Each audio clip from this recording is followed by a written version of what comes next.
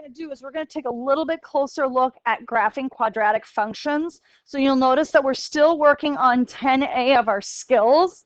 When we do today, it's going to be a continuation of yesterday. And if you remember, we talked yesterday a little bit about where we find parabolas in everyday life. Where did we say we found those parabolas? Yes. Dolphins, when they jump in and out of water. Where else? Rainbows. Slinky. Bananas. Roller coaster. Bridges. Architecture, right? Lots of places that we see these parabolas. In fact, we see them everywhere, don't we? And we talked about this yesterday. And then remember yesterday we said that there are the quadratic formula is really, or I should say equation, is ax squared plus bx plus c. That's actually the quadratic equation. However, today we're just going to look at part of the equation. We're going to take the bx out, right? B is actually 0 when we're looking at it. So we're going to continue what we did yesterday, and we're looking at only part of the quadratic equation. All right. If you remember yesterday, we talked about parabolas, what they should look like. We talked of axis of symmetry or line of symmetry, how our tables needed to look. We graphed problems like this and compared it to the parent. We made a table of values. Remember, we make H tables, and we looked for things within our tables. Today, what we're going to do is we're going to look at the parent, but we're also going to take a look at the kid. And rather than sitting and graphing all of these and talking about it, what we're going to do is I'm going to go back and forth between my simulator and my graphing calculator and then the notes. So you're going to kind of see it go back and forth. What we're going to do with this is when we look at this, again, we're going to look at that equation ax squared plus c. And while we do this activity, what I want you to keep in mind is I want you to think way back in your head, what's going on with the a in the function? What's going on with the number in front of the x squared, and how does that change my graph? And then after we do that, what am I doing to my c? When I change it, what am I doing with that graph? How is that graph changing? What are their roles? That's kind of what we're looking at today. All right. So first of all, let's take a look at the parent. The parent is y equals x squared, and the kid is 3x squared. So I'm going to go to my grapher, and I'm going to plug in x squared. Okay. So this is what the parent looks like on my graphing calculator. Notice it's a really nice, even parabola. And then what I'm going to do is I'm going to plug in my kid, and it's going to be the 3x squared. Okay. And let's take a look at this graph. So there was mom and dad, and there's the kid.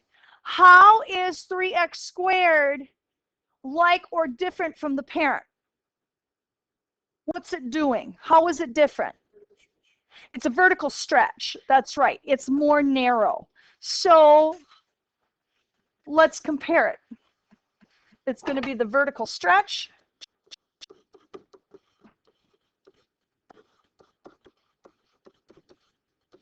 Which means it's narrower.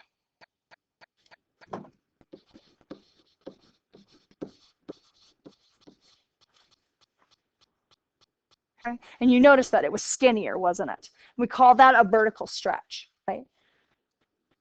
Now, let's take a look at this one. Notice that the number in front of the x squared is what? It's negative. So what do you think is going to happen? Okay, it's going to be a reflection. It's going to be a mirror. It's going to open down. Okay, is it going to be any other difference from the parent? Okay, it's going to cross the x-axis. Yep. Okay, let me put this in my graphing calculator. Here's the parent, and there's the kid. Okay, you're right. It opens down, doesn't it? And it's also what compared to the parent? It's a vertical stretch, right? It's narrower, isn't it? So there's two things. First of all, it opens down. And it's also a vertical stretch, which of course means that it's narrower. And opens down, that's another way of saying reflection over what axis? Yes, over the x-axis. So we say it opens down, and a lot of times they'll also say it's reflection over the x-axis. We'll say it's narrower, or in other words, it's a vertical stretch. So those are different ways of saying the same thing. Okay. All right. Let's go to number 3. How is number 3 different from the parent? The a is a fraction, isn't it? If a is a fraction, like 1/2, what's going to happen to our parabola, do you think? You think it's going to be a vertical shrink, meaning what's happening with the parabola? It's going to be wider, you think. All right, let me go back to our graphing calculator.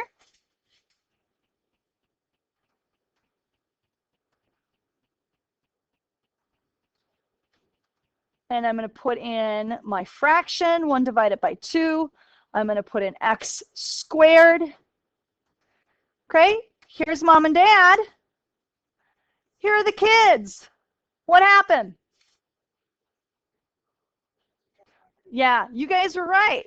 It's going to get wider, or it's going to be a vertical shrink.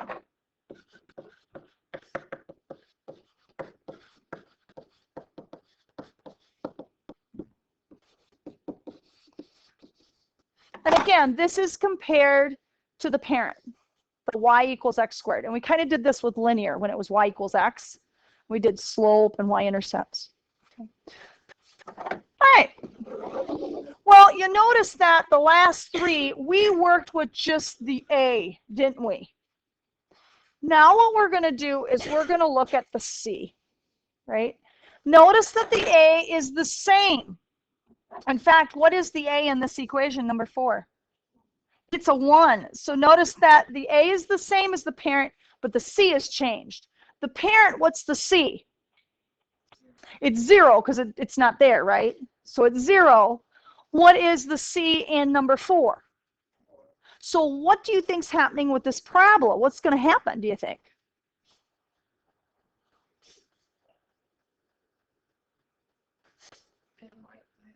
You think it'll get wider?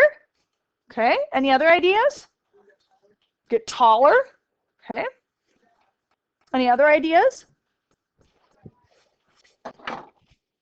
Well, let's go and take a look at our graphing calculator.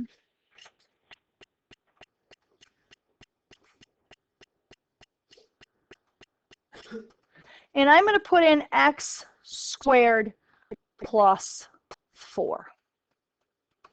Right? Here's mom and dad. And there's the kid. What happened? It moved up the y-axis. In fact, how many did it move up? It moved up 4, and we call that a shift. So this shifted up 4.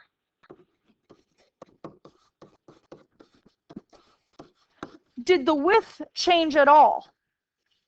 No. And it still opens up.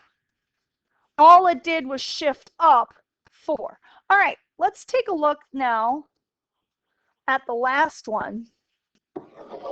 How is number 5 different from the parent? Okay, you think it's going to go down 4 because the c is negative. All right, let's take a look at our graphing calculator again.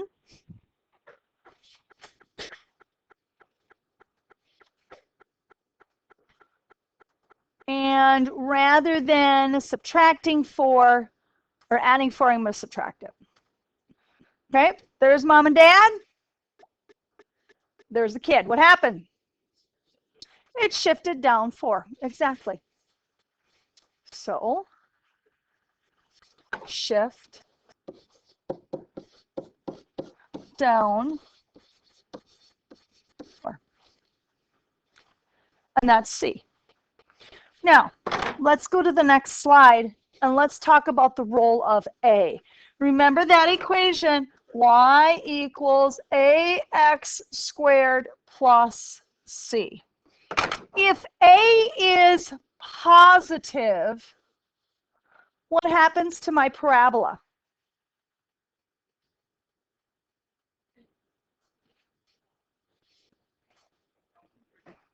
It opens up like that, right? Okay, so it opens up.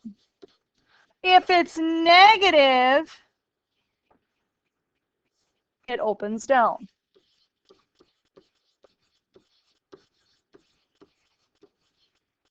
Okay. And if I'm comparing it to the parent, it could be a reflection over the axis, right? All right. If A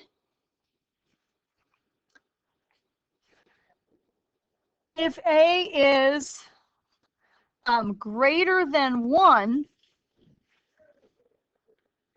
if A is greater than 1, what happens to my parabola? It's wider. And we call that a, does it get wider? It gets skinnier or more narrow.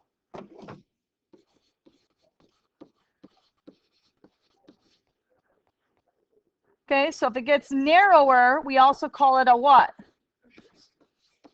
Vertical stretch. Think of it, it's more narrow. I'm pulling it up. Okay. If A is less than 1 but greater than 0, which means it's a what? Fraction. If it's fraction, what happens to my parabola? It gets wider. And we call that a vertical shrink.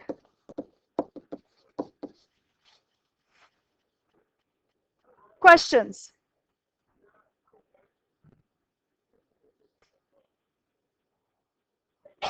This is a test question. This will be on your test.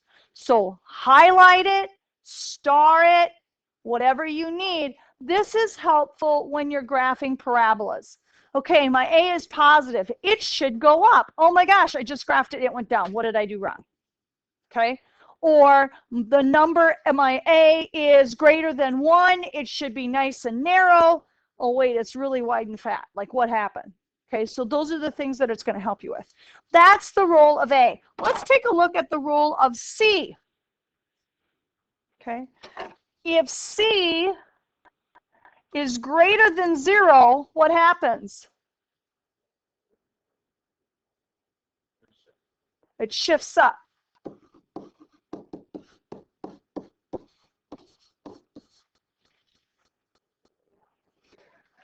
If C equals 0, what happens to the parabola? It's going to be at the origin. Yep. I should see the vertex at the origin.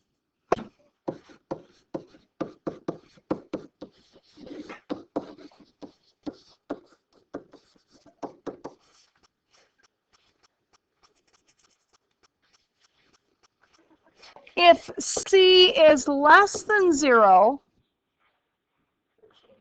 yes, it's going to shift down. And that's the parabola. Okay. Why do we look at that? Well, because, again, if my C is a positive number, my parabola is supposed to shift up. When I graph it and it doesn't do that, I've got a problem. Something's not right. Okay, so that information helps me do my math better. Now, your assignment for today is going to be on page I have 632. Okay. It's on page 632, and I'm going to help you through the first one.